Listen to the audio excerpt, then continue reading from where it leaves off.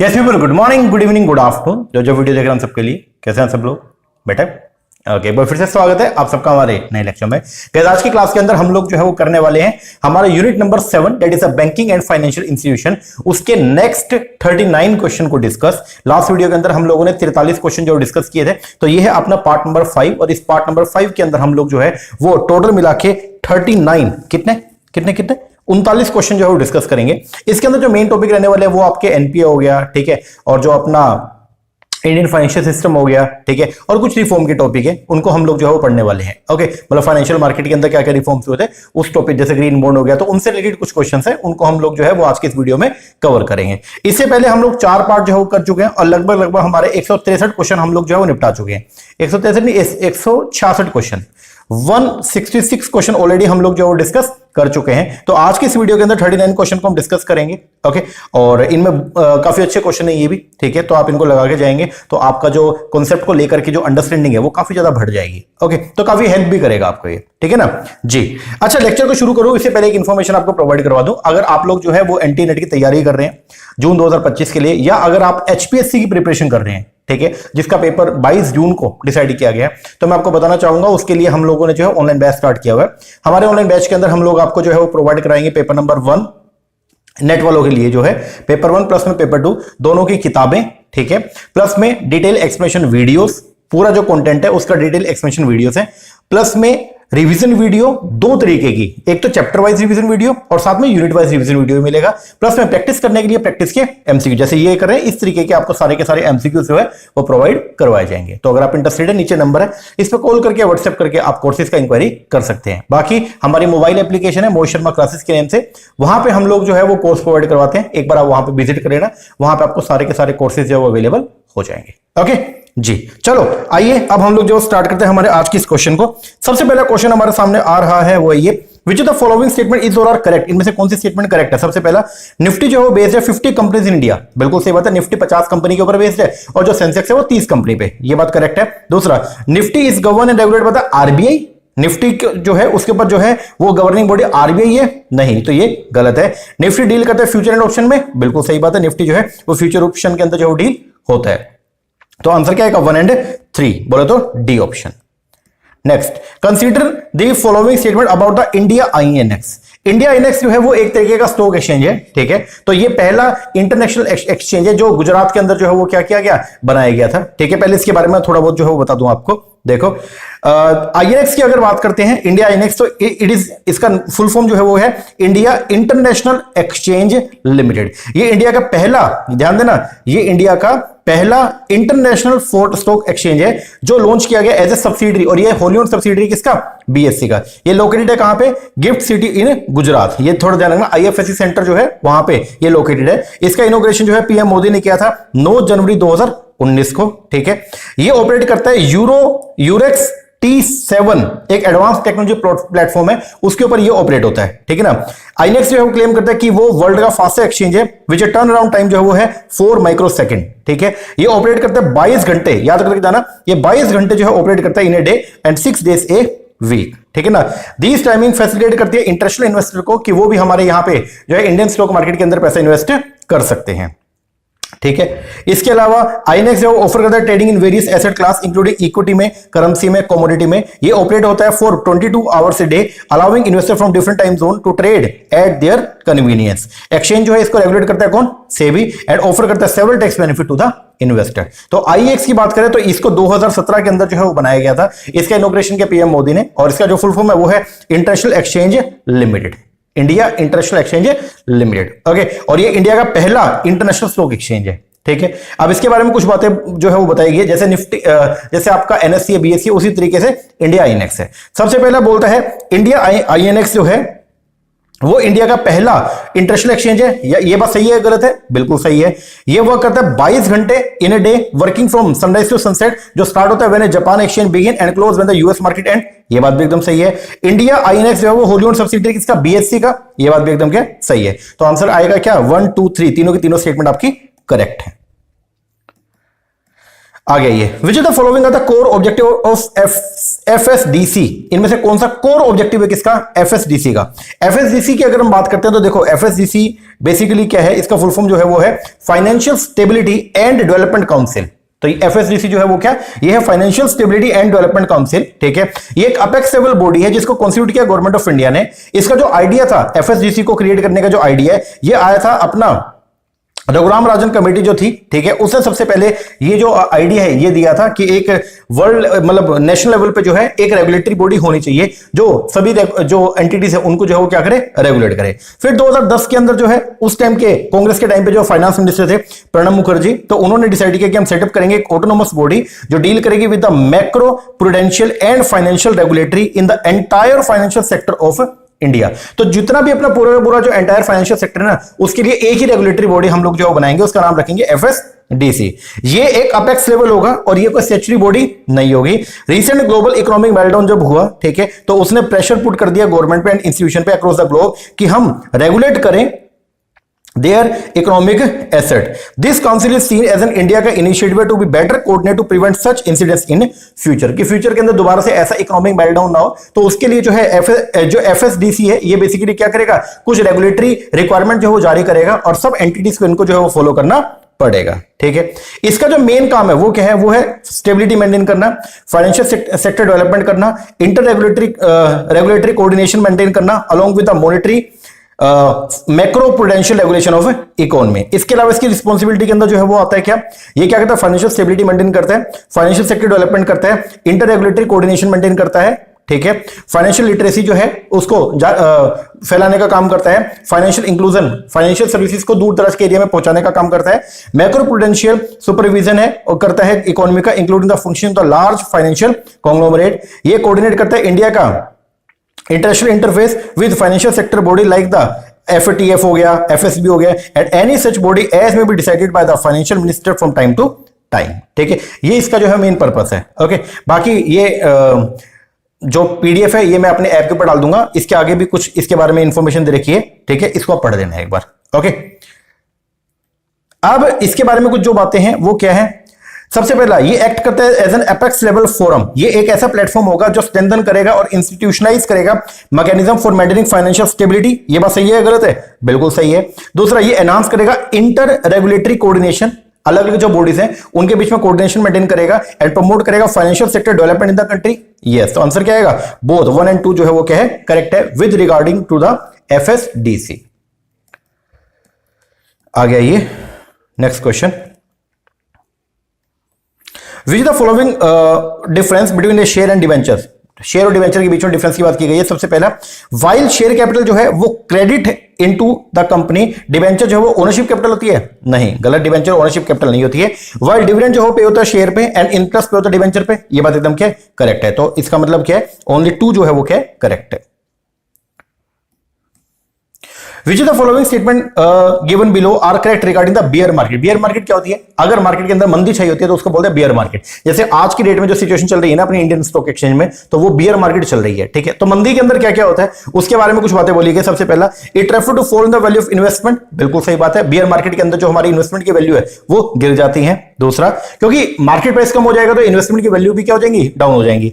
Investor जो है वो रश में होते हैं कि वो बाय करें स्टॉक इंस्टेड ऑफ सेलिंग। गलत, बल्कि बियर मार्केट के अंदर इन्वेस्टर जो है वो अपने स्टॉक को क्या करते हैं? बेच बूझ के चले जाते हैं। तो वो बल्कि बाय नहीं करते बल्कि वो सेल के ऊपर जो है वो ज्यादा ध्यान देते हैं। ये गलत है। अनएम्प्लॉयमेंट लेवल जो है बढ़ता है। बिल्कुल सही बात है। जब मंदी आती है तो उससे अनएम्प्लॉयमेंट जो है, बेरोजगारी बढ़ती है। तो आंसर क्या आएगा? 1 and 3 ओनली। 5th का सी। आगे, with reference to the green bond in India consider the following statement. Green bond के बारे में जो है वो 3 स्टेटमेंट बोली गई है। आपको बताना इनमें से कौन सी स्टेटमेंट जो है वो क्या करेक्ट है। पहले ग्रीन बॉन्ड की अगर बात करते हैं, ग्रीन बॉन्ड एक तरीके का डेट इंस्ट्रूमेंट है। पहली बात, ये बॉन्ड है, तो बॉन्ड है इसका मतलब कोई भी कंपनी अगर इसको जारी करती है तो इसके ऊपर कंपनी जो है वो फिक्स रेट से इंटरेस्ट का जो है पेमेंट करती है। किसको? इन्वेस्टर को, जो ग्रीन बॉन्ड के अंदर पैसा लगाते हैं उनको, ठीक है। With capital is being raised to fund green project. और यहां पे जो पैसा लगाया जाता है वो मतलब कंपनी जब ग्रीन बॉन्ड इशू करती है तो उसके पीछे का मेन पर्पस क्या होता है? वहां से जो कंपनी जो पैसे इकट्ठा करेगी ना, बॉन्ड इशू करके जो पैसे इकट्ठा करेगी, उस पैसे को कंपनी जो लगाएगी कहां पे? रिन्यूएबल एनर्जी सेक्टर में, क्लीन ट्रांसपोर्टेशन में, सस्टेनेबल वाटर मैनेजमेंट में, ठीक है ना। तो यहां पे इन प्रोजेक्ट के अंदर कंपनी जो क्या करती है, पैसा लगाने का काम करती है और कंपनी की रेपुटेशन भी बहुत अच्छी होती है। अगर कोई कंपनी ग्रीन बॉन्ड जारी करती है ना तो उसकी रेपुटेशन बहुत अच्छी होती है, ठीक है। तो उसके बारे में कुछ बातें बोली गई है। सबसे पहला, ग्रीन बॉन्ड एक तरीके का डेट इंस्ट्रूमेंट है जो इश्यू किया जाता है for renewable as well as non renewable energy project. ये बात एकदम करेक्ट है। Both public and private sector bank जो है वो इशू कर सकते हैं इन बॉन्ड को। एक मिनट, green bond is debt instrument है, ये बात सही है। जो इशू कहता है renewable as well as non renewable, नहीं, नॉन रिन्यूएबल के लिए नहीं होता, ये ओनली रिन्यूएबल के लिए होता है। तो ये आपका क्या हो गया, गलत हो गया। और जो ग्रीन बॉन्ड है इनको पब्लिक सेक्टर और प्राइवेट सेक्टर बैंक दोनों इशू कर सकते हैं, ये बात एकदम करेक्ट है। ये एक लो रिस्क बॉन्ड होते हैं और जो इनका रीपेमेंट है वो जोड़ा जाता है to the issuer rather than success of the project, ये बात भी एकदम क्या करेक्ट है। तो आंसर जो आएगा वो क्या, 2 और 3 जो है वो क्या है, करेक्ट है। ये पहले इसलिए होंगे क्योंकि यहां पे क्या बोलता है कि ग्रीन बॉन्ड एक डेट इंस्ट्रूमेंट है जो इशू किया जाता है फॉर रिन्यूएबल, ये बात यहां तक ओके है। As well as non renewable नहीं, ओनली रिन्यूएबल जो आपके एनर्जी प्रोजेक्ट है उनके लिए अगर पैसा चाहिए तो फिर वहां पे जो है वो जो ग्रीन बॉन्ड है वो जारी किए जाते हैं। आगे, which of the following statement is और correct with reference to the money market. सबसे पहला, call money refer to the borrowing और lending of the fund on overnight basis, ये बात एकदम जो है वो क्या सही है। दूसरा, नोटिस मनी का मतलब होता है बोरोविंग और lending of A fund for a period exceeding 14 दिन, नहीं, 2 से लेकर 14 दिन का पीरियड होता है, उसको बोलते हैं नोटिस मनी। तो ये आपका गलत है, ओनली 1 आपकी जो है वो क्या करेक्ट है। आगे, which of the following statement is और are related to the credit trading agency. यहां पे बात किया गया किसके बारे में, क्रेडिट रेटिंग एजेंसीज के बारे में। ओके, तो बोलता है सबसे पहला, जो 3 लार्जेस्ट क्रेडिट रेटिंग एजेंसी हैं, ठीक है, वो इंडिया के जो सोवरेन डेट है उनको वो रेट करती है एट ए हाईएस्ट इन्वेस्टमेंट ग्रेड, ऐसा है क्या, नहीं, ये बात जो है वो क्या गलत है। क्राइसिल की अगर बात करते हैं वो इंडिया की सबसे बड़ी रेटिंग एजेंसी है, ठीक है, लेकिन वो जो वर्ल्ड में जो 3 रेटिंग एजेंसी है ना, जो वर्ल्ड की सबसे बड़ी 3 रेटिंग एजेंसी, मूडी हो गया, एस&पी हो गया, फिच है, उनके अंदर वो नहीं आती, ये बात एकदम क्या करेक्ट है। और जो 3 लार्जेस्ट क्रेडिट रेटिंग एजेंसी है इन द वर्ल्ड वो है आपकी मूडी, एस&पी, स्टैंडर्ड एंड पुअर और एक कौन सी, फिच, ये बात भी करेक्ट है। तो आंसर क्या आएगा, बी। आगे, what is or are the following difference between the private and the public limited company। Public और प्राइवेट कंपनी के बारे में जो है कुछ बात बोली गई। सबसे पहला, in a private limited company there is restriction the number of member पे, जबकि ऐसी कोई भी रिस्ट्रिक्शन जो है वो एप्लीकेबल नहीं होती पब्लिक लिमिटेड पे, ये बात एकदम क्या है करेक्ट है। Private limited company can be listed on stock exchange, जबकि public limited company is always listed on stock exchange, नहीं, ये बात जो है वो क्या गलत है। क्योंकि जो प्राइवेट लिमिटेड कंपनी है, ठीक है, वो आईपीओ जारी नहीं करेगी, उसके शेयर का जो प्राइवेट कंपनी है ना, उसके शेयर्स की जो सेल परचेज होती है ना वो प्राइवेट प्लेसमेंट के जरिए होती है, ठीक है, तो स्टॉक मार्केट के जरिए नहीं होती है, तो ये गलत है। Private limited company can not issue debenture, जबकि पब्लिक लिमिटेड कंपनी इशू कर सकती है डिवेंचर को। दोनों कंपनी डिवेंचर इशू कर सकती है, प्राइवेट भी पब्लिक भी, लेकिन जो प्राइवेट लिमिटेड कंपनी है वो डिवेंचर इशू कर सकती है प्राइवेट प्लेसमेंट के थ्रू, ठीक है, तो ये भी क्या गलत है। तो ओनली 1 आपकी जो है वो करेक्ट है। अब कुछ लिखा है मैंने यहां पे प्राइवेट कंपनी और डिवेंचर के बारे में। जो प्राइवेट कंपनी है वो भी इशू कर सकते हैं debenture including secured and unsecured one, but typically through private placement, not a public offering, ठीक है। They must comply with the provision of the company act including section 71 which outline the procedure and requirement for issuing debenture। Private कंपनियां generally restricted होती है from accepting deposit from the public but can issue कर सकते debenture to director को, member को and there relative को, ठीक है।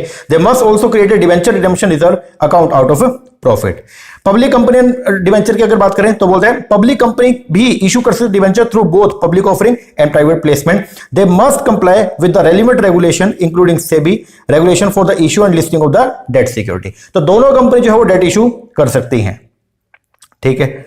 और जो पब्लिक कंपनी है उसको डिवेंचर ट्रस्टी जो है वो अपॉइंट करना पड़ता है बिफोर इशूइंग प्रोस्पेक्टस और making an offer to the public और टू द मेंबर एक्सीडिंग 500, ठीक है।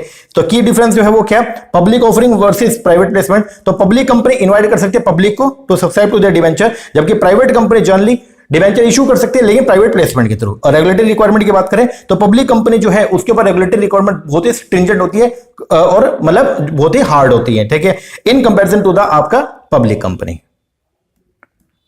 आ गया ये with reference to the financial sector regulator consider the following statement. सबसे पहला पीएफआरडीए जो पेंशन फंड के ऊपर जो रेगुलेटरी बॉडी होती है उसको बोलते हैं पीएफआरडीए। ये डील करते हैं with the pension fund which are not invested in stock exchange. क्या पीएफआरडीए जो है वो डील करते हैं उन पेंशन फंड से जो इन्वेस्टेड नहीं है स्टॉक एक्सचेंज में, ऐसा है क्या, नहीं, ये बात जो है वो क्या आपका गलत है। Commodity market are subject to jurisdiction SEBI. जो कमोडिटी मार्केट है अब उसके ऊपर जो है वो किसकी चलते है, सेबी की, ये बात एकदम क्या करेक्ट है। क्यों, सितंबर 28, 2015 के बाद जो है जो एफएमसी था, जो एफएमसी फॉरवर्ड मार्केट कमीशन, इसको जो मर्ज कर दिया किसमें, सेबी में। तो आज की डेट में जो है वो कमोडिटी मार्केट, उसके ऊपर भी जो रेगुलेटरी रिक्वायरमेंट है वो किसकी है, सेबी का है। ठीक है, तो ये एकदम आपका करेक्ट है। एनबीएफसी जो है उसके बाद जुरिस्डिक्शन चलती है आरबीआई का, ये बात भी एकदम करेक्ट है। तो आंसर क्या आएगा, 2 और 3 जो है वो क्या करेक्ट है। आगे, what are difference between primary and secondary market. सबसे पहला, प्राइमरी मार्केट हेल्प करती है कैपिटल फॉर्मेशन में, जबकि सेकेंडरी मार्केट की अगर हम बात करें तो वो प्रोवाइड करते हैं लिक्विडिटी। ये बात एकदम क्या करेक्ट है, क्योंकि जब कभी भी आपको कैपिटल की रिक्वायरमेंट है तो आप जो है जाते हो कहां पे, प्राइमरी मार्केट में, और जो सेकेंडरी मार्केट है वहां पे ऑलरेडी इशूड जो सिक्योरिटी है उनकी सेल परचेज होती है। आगे, इनिशियल पब्लिक ऑफर जो होता है ना वो अंडरटेक किया था both primary and secondary market, नहीं, ये बात जो है वो क्या गलत है। स्टॉक एक्सचेंज जो है वो एग्जांपल है सेकेंडरी मार्केट का, ये बात एकदम करेक्ट है। तो आंसर क्या आएगा, 2 और 3 जो है वो क्या करेक्ट है। नहीं, 11 का जो है 1 और 3 आपका जो है वो करेक्ट है, सी। चलो आगे, why a retail investor is recommended to, कि वो इन्वेस्ट करे म्यूचुअल फंड के जरिए स्टॉक एक्सचेंज में। मतलब ऐसा क्यों बोला जाता है कि एक जो रिटेल इन्वेस्टर है उसको डायरेक्टली जो है वो स्टॉक मार्केट में पैसा ना लगा के बल्कि म्यूचुअल फंड के जरिए लगाए, उसके पीछे की रीजन क्या है। तो सबसे पहला जो है वो रीजन बोलते हैं म्यूचुअल फंड इन्वेस्ट करता है fund in A diversified portfolio में, एक जगह नहीं लगाता, अलग अलग जगह पे पैसा लगाएगा। ठीक है, और जिसकी वजह से जो रिस्क है इन्वेस्टर का वो क्या हो जाए, रिड्यूस। ये बात एकदम क्या करेक्ट है। म्यूचुअल फंड जो है वो मैनेज किया जाता है एक्सपर्ट, फाइनेंशियल एक्सपर्ट्स के द्वारा, इसलिए वो अच्छी जगह पे पैसा लगाते हैं, ये बात भी एकदम करेक्ट है। म्यूचुअल फंड प्रॉमिस करता है high return to the investor of the fund, नहीं, ये ऐसा जरूरी नहीं है। तो आंसर क्या आएगा, 1 और 2 ओनली।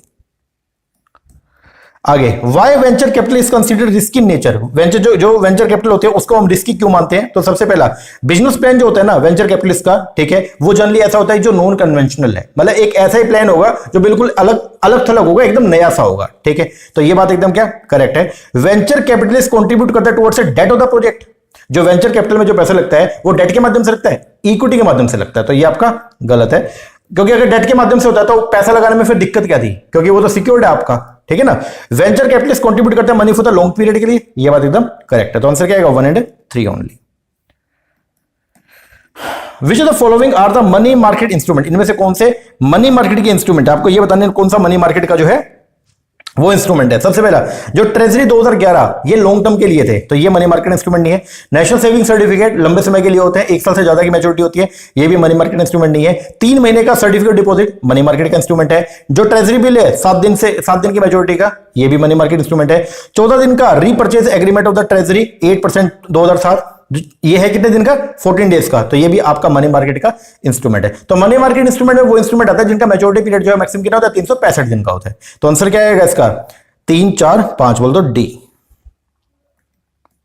आगे, on which of the following instrument is the rate of return calculate on a discount basis, इनमें से कौन सा ऐसे इंस्ट्रूमेंट है जिनमें रेट ऑफ रिटर्न जो है कैलकुलेट होता है डिस्काउंट बेसिस पे।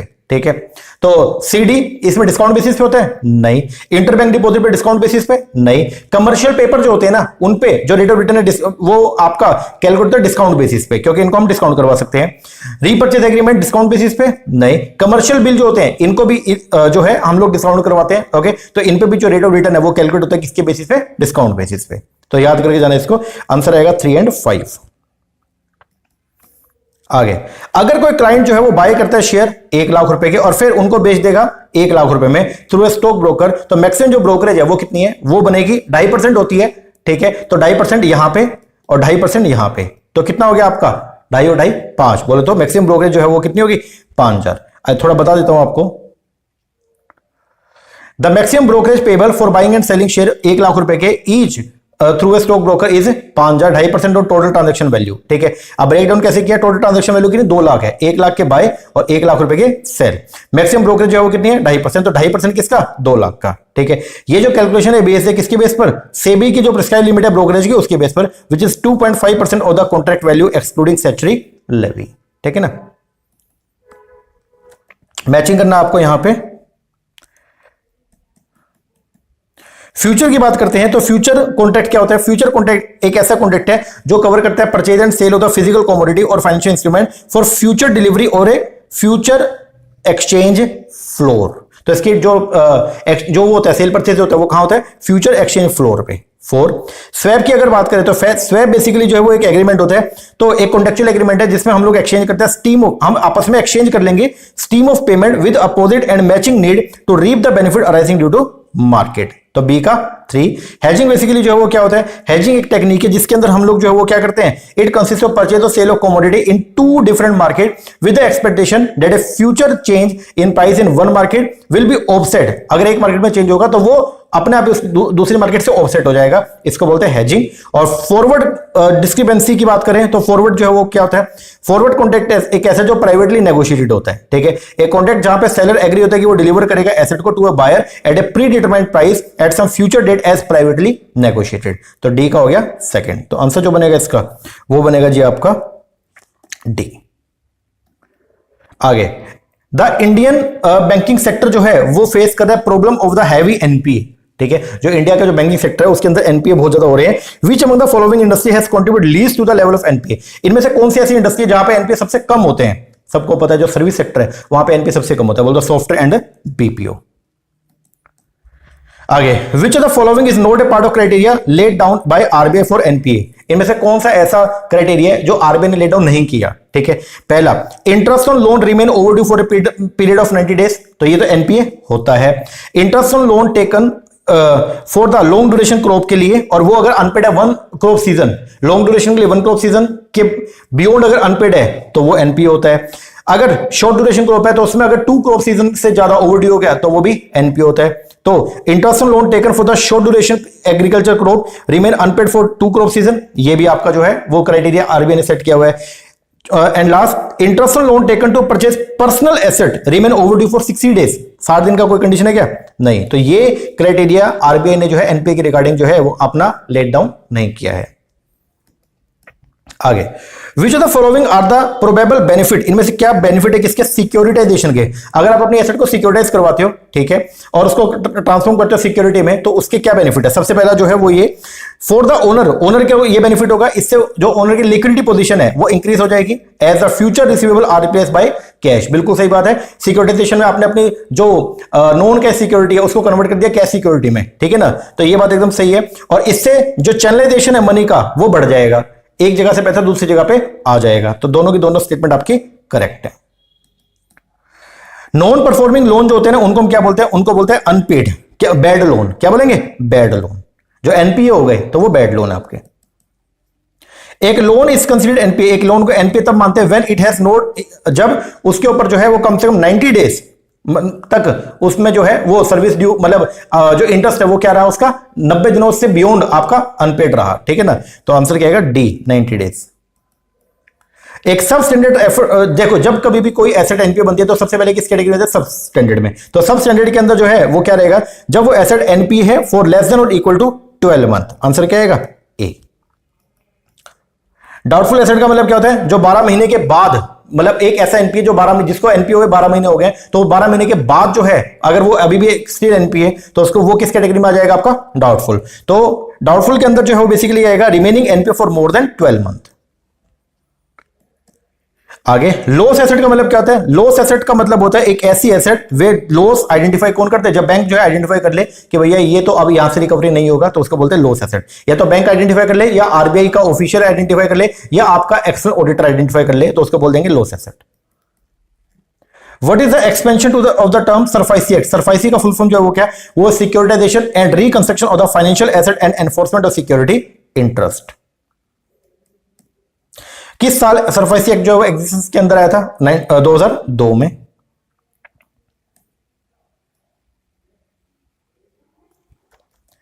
विच of the following statement is not true with respect to wilful defaulter? इनमें से कौन सी बात जो है विलफुल डिफॉल्टर के रिस्पेक्ट में जो है वो ट्रू नहीं है? सबसे पहला, financially capable to repay and yet does not do so. जो विलफुल डिफॉल्टर वो ऐसे होते हैं जो फाइनेंशियली कैपेबल है, ठीक है, रीपे करने में, एंड येट लेकिन अभी भी जो है ऐसा नहीं कर रहे, नहीं, ये बात जो है वो क्या गलत है। One who divert the fund for the purpose other than the fund, मतलब एक ऐसा बंदा जिसने पैसा लिया था किसी एक पर्पस के लिए, ठीक है, और उसको लगा दिया किसी और पर्पस में, तो क्या उसको विलफुल डिफॉल्टर बोलते हैं? नहीं।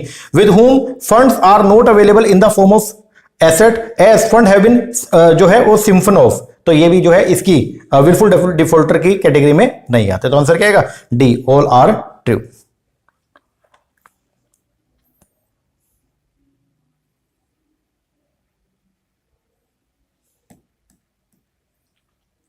When was DRT was introduced? जो डेट रिकवरी ट्रिब्यूनल है वो भारत के अंदर सबसे पहली बार जो है वो इंट्रोड्यूस हुआ था 1993 3 में, जब प्रूडेंशियल नॉर्म जारी किए गए थे। यार एक बार ना इस क्वेश्चन को सही करो। Which the following statement is not true with respect to wilful defaulter. Wilful defaulter का मतलब एक ऐसा बंदा जो जानबूझ के जिसने डिफॉल्ट किया, एक मिनट रुको, जिसने जानबूझ के डिफॉल्ट किया, ठीक है, विलफुली जो है जिसने डिफॉल्ट किया। तो सबसे पहला विलफुल डिफॉल्टर वो है जो फाइनेंशियली कैपेबल है टू रीपे एंड ये डज नॉट डू सो। ये बात एकदम सही है यार, क्योंकि विलफुल डिफॉल्टर के अंदर जिसने जानबूझ के जो है वो क्या क्या डिफॉल्ट किया, जो कैपेबल था कि वो पे कर सकता है लेकिन उसने जानबूझ के पेमेंट नहीं किया। ये बात एकदम सही है।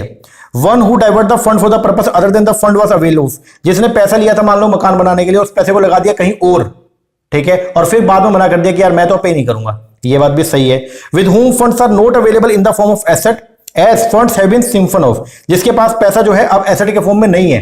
आपने पैसा लिया था कि हम मकान परचेस करेंगे, लेकिन आपने वो पैसा कहीं और लगा दिया, ठीक है ना, और हम आपके मकान को गिरवी भी नहीं, और आपके मकान को अब जब्त भी नहीं कर सकते, क्योंकि ऐसे वो जिस पर्टिकुलर एसेट के लिए आपने लोन लिया था वो एसेट आपके पास है ही नहीं। तो ये भी एकदम सही है। तो ये तीनों स्टेटमेंट जो वो ट्रू हैं, मतलब ये तीनों विलफुल डिफॉल्टर की कैटेगरी में आते हैं, ठीक है। इसको सही कर लेना एक बार। चलो आ गया। Consider the following statement regarding the Basel norm. Basel norm के बारे में बातें जो है बोली गई है। सबसे पहला जो है वो क्या बोलते हैं, Basel norm are the standard of capital adequacy. बिल्कुल सही बात है। बेसल नॉर्म जो बात करते हैं किसके बारे में, कैपिटल एडिक्वेसी के बारे में, कि हर बैंक के पास एडिक्वेट कैपिटल होनी चाहिए। At present bank are added to Basel 3। ये बात भी एकदम क्या करेक्ट है। बेसल नॉर्म आर मैंडेटरी है सभी बैंक्स के लिए इंडिया के अंदर। यस, तो आंसर क्या आएगा D 1, 2 and 3। Which of the following is the risk of default on a debt that may arise from a borrower fail to make required payment? अगर borrower जो है वो पेमेंट करने में क्या हो गया, फेल हो गया, तो जो रिस्क होता है उसको बोलते हैं credit risk. Loss arising due to risk exposure retain और एश्योर्ड, उसको बोलते हैं हम लोग क्या, उसको बोलते हैं रिस्क रिटेंशन। तो अगर कोई लॉस अराइज हो गया क्योंकि ऑलरेडी आपने रिस्क उठा रखा था, ठीक है, तो उसको बोलते हैं हम लोग क्या, रिस्क रिटेंशन। आपने रिस्क को रिटेन कर लिया। एक अल्टरनेट अप्रोच जो है चेकलिस्ट की, वो क्या है, अगर जब कभी भी आप लोन प्रोवाइड करते हैं तो हम एक अल्टरनेट अप्रोच जो है वो एक चेकलिस्ट बनाते हैं, जिसमें हम ये देखते हैं कि अपने को कोई खतरा तो नहीं है, तो उसको बोलते हैं थ्रेट एनालिसिस। याद रखना। Which of the following can be described as an important function of financial system? इनमें से कौन सा इंपॉर्टेंट फंक्शन है किसका, फाइनेंशियल सिस्टम का। फाइनेंशियल सिस्टम अपने को अनेबल करता है, हेल्प करता है पैसा इकट्ठा करने में, for setup the large scale enterprise. बिल्कुल सही बात है। फाइनेंशियल सिस्टम प्रोवाइड करता है एक तरीका फॉर मैनेजिंग रिस्क अनसर्टेनिटी। बिल्कुल सही बात है। फाइनेंशियल सिस्टम प्रोवाइड करता है एक mechanism for special and temporal transfer resource. बिल्कुल सही बात है। एक फाइनेंशियल सिस्टम मैकेनिज्म प्रोवाइड कर रहा है कि पैसा एक जगह से दूसरी जगह पे जो है वो क्या होता है, शिफ्ट होता है। मतलब जिसके पास सेविंग पड़ी है वो अपने पैसे को जो है वो क्या करेगा, चैनलाइज करेगा इफेक्टिव जगह पे। ये भी सही है। फाइनेंशियल सिस्टम जनरेट करता है इंफॉर्मेशन जो हेल्प करती है कोऑर्डिनेट करने में डिसेंट्रलाइज्ड डिसीजन मेकिंग। ये बात भी एकदम क्या करेक्ट है। तो चारों बातें जो है रिगार्डिंग द फाइनेंशियल सिस्टम आपकी करेक्ट है। आगे, which of the following are the characteristic of the financial intermediate. जो फाइनेंशियल इंटरमीडिएट होते हैं उनके कैरेक्टरिस्टिक की बात की गई है। सबसे पहला फाइनेंशियल इंटरमीडिएट के बारे में बोला गया, it introduce borrower to lender. ये जो है वो क्या करते हैं, दोनों को मिलवाने का काम करते हैं। ये बात एकदम जो है वो क्या करेक्ट है। It has asset which exceed liability, नहीं ऐसा कुछ नहीं होता। It increase liquidity for lender, ये जो है वो लेंडर के लिक्विडिटी इंक्रीज करते हैं। बिल्कुल सही बात है। जो लेंडर है, ठीक है, तो उसको जो है वो बढ़िया बोरोवर ये लाके देते हैं, जिससे जो लिक्विडिटी है वो इंक्रीज होती है। ये रिड्यूस करते हैं ट्रांजैक्शन को, उसको बोरोवर एंड लेंडर दोनों को मिलवा देंगे तो ट्रांजैक्शन को रिड्यूस होती है। Yes. It makes access profit, नहीं ऐसा नहीं होता। तो आंसर क्या आएगा 1, 3 एंड 4 बी। आगे, financial market can be classified in the following way. Financial market को क्लासिफाई कर सकते हैं प्राइमरी, सेकेंडरी। यस। ऑर्गेनाइज मतलब फॉर्मल और इनफॉर्मल, मतलब ऑर्गेनाइज या unorganised. Yes. Financial market can also be classified as a money market and capital market. Yes. So answer क्या आएगा D, all of the above. What do we mean by regulatory environment? Regulatory environment का मतलब जो है क्या होता है, regulatory environment का मतलब होता है comply करना with regulation generally create a drag on business through though they are meant for welfare all and certain section of society। मतलब regulatory requirements को comply करना, क्या ये regulatory environment में आता है? Yes. Regulatory compliance can add cost. अगर आप जो है गवर्नमेंट के द्वारा जो रेगुलेशन दी गई है अगर आप उसको फॉलो करते हो तो इससे जो है कॉस्ट बढ़ती है और जो प्रोसेस थोड़ा स्लो डाउन होता है और एक्सपेंशन के ऊपर थोड़ी सी रिस्ट्रिक्शन लगती है। ये बात भी सही है। Individual can take well informed conscious decision, और जब कोई बिजनेस रेगुलेटरी रिक्वायरमेंट को पूरा कर रहा है तो हर इंडिविजुअल जो है उस बिजनेस को लेकर के जो है वो प्रॉपर डिसीजन ले सकता है। यस, क्योंकि सारी बातें जो है वो क्या ट्रांसपेरेंट होती हैं, ठीक है ना। तो आंसर क्या आएगा D, all of the above.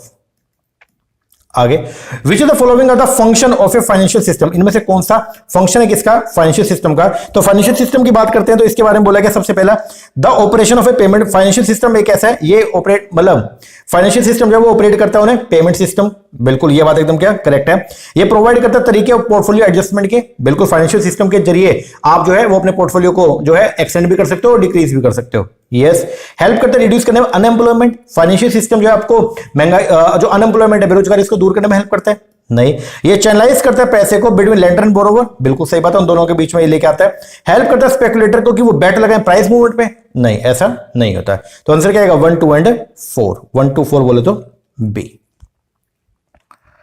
और आज का हमारा जो लास्ट क्वेश्चन है वो है what do we mean by financial deepening. Financial deepening की अगर बात करते हैं तो फाइनेंशियल डीपनिंग का मतलब जो है वो क्या होता है, तो financial deepening it refer to growth of the aggregate monetary resource in relation to the GNP. अगर जीएनपी के रिस्पेक्ट में मतलब अगर अपनी इकोनॉमी के अंदर जो है वो एग्रीगेट जो मॉनेटरी रिसोर्स है वो लगातार क्या होते हैं बढ़ते हैं, तो उनकी जो ग्रोथ होती है ना उसको बोलते हैं हम लोग क्या, फाइनेंशियल डीपनिंग। ठीक है, तो it refer to growth of the aggregate monetary resource in relation to the growth national product. Okay, तो ये हो गया अपने आज के 39 क्वेश्चन डिस्कस। ओके, हमने क्लास के अंदर कर लिए। अब इसके आगे के टॉपिक जो है वो करेंगे अपन नेक्स्ट वीडियो में। क्वेश्चन कैसे लगे कमेंट करके जरूर बताना। बाकी अगर आप लोग एचपीएससी की तैयारी कर रहे हैं तो आपको मैं बताना चाहूंगा बैच हमारा चल रहा है, उसको सब्सक्राइब आप कर सकते हो। हर चीज प्रॉपर तरीके से प्रोवाइड करवा रहे हैं। पूरा का पूरा जो 10 यूनिट है आपकी जो पेपर के अंदर आनी है 22 जून को जो पेपर होने वाला है, उनका डिटेल एक्सप्लेनेशन वीडियोस है। 10 किताबें आपके होम एड्रेस पे आएंगी, प्लस में रिवीजन करने के लिए हर यूनिट की सेपरेट रिवीजन वीडियो और यूनिट के अंदर जो चैप्टर्स हैं उनकी चैप्टर की भी revision video, chapter wise revision video भी हम आपको जो है प्रोवाइड करवा रहे हैं, सो दैट आप चैप्टर की जो रिवीजन वीडियो उससे भी आप अपने जो कॉन्सेप्ट है उनको क्लियर कर पाए और अपने चैप्टर को जल्दी जल्दी रिवाइज कर पाए। ओके, और साथ में प्रैक्टिस एमसीक्यूज आपको मिलेंगे। ओके, तो बाकी कोई और इन्फॉर्मेशन अगर आपको चाहिए नीचे नंबर है, इस पर कॉल करके व्हाट्सएप करके आप लोग कोर्सेज की इंक्वायरी कर सकते हैं। ओके जी, चलो एक बात ना करो, बाकी मिलते हैं नेक्स्ट वीडियो में, तब तक के लिए थैंक यू वेरी मच।